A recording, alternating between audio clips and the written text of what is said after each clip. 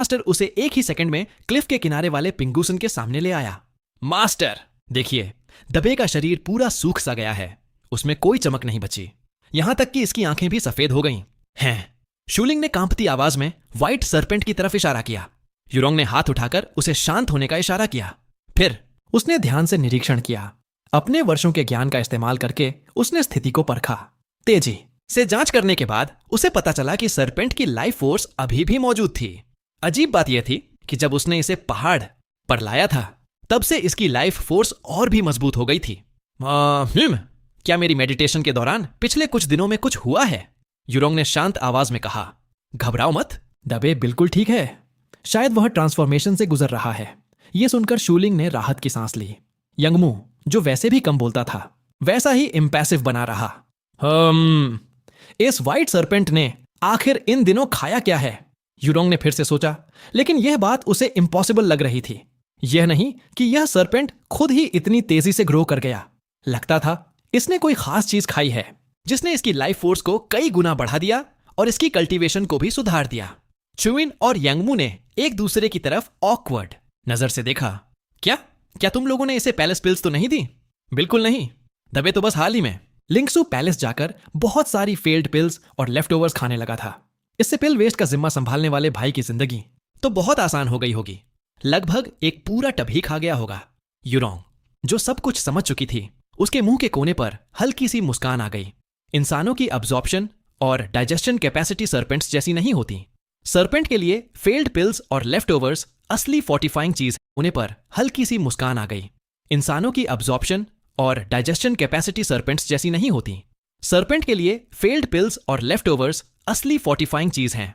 समझना चाहिए कि एल्केमी में जिन इंग्रेडिएंट से ये पिल्स बनती हैं वे बहुत शक्तिशाली होते हैं।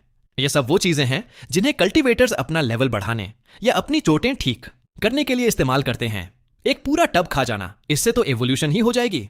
मास्टर और उसके दो डिसाइपल्स ने क्लिफ पर पड़े व्हाइट सरपेंट को देखा। कुछ ही देर बाद व्हाइट सरपेंट पत्थर पर रेंगने लगा और कभी कभी अपनी हेड को खुरदरे किनारों से रगड़ने लगा। जल्द ही उसके सिर की स्केल्स उठने लगीं और नीचे से नई स्किन दिखने लगी।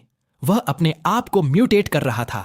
वह धीरे धीरे पेड़ से रगड़ खा रहा था, ब्रांचेस का इस्तेमाल करके अपनी पुरानी स्किन को फंसाए हुए और खुद को उससे बाहर निकाल रहा था।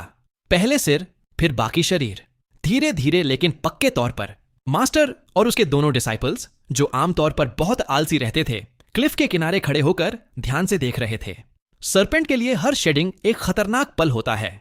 अगर वह सफल न हुआ तो मौत तय है। इसमें 1 घंटे से ज्यादा लगा।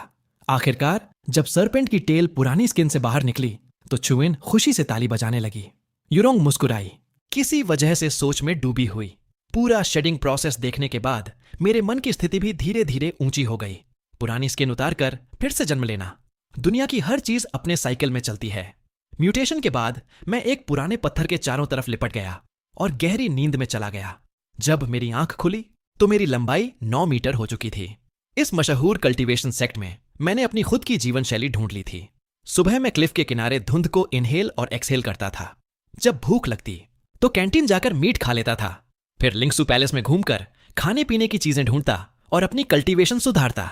उसके बाद किंग्सू पैलेस लौटकर गेट गार्ड बन जाता और अच्छी नींद ले लेता। जिंदगी एकदम शांत थी। शूलिंग ने देखा कि मैं हाल के दिनों में अक्सर ताइची स्क्वायर की तरफ जाता हूं। ताइची स्क्वायर वह जगह थी जहां चुनियन पैलेस के डिसाइपल्स मार्शल आर्ट्स प्रैक्टिस करते थे।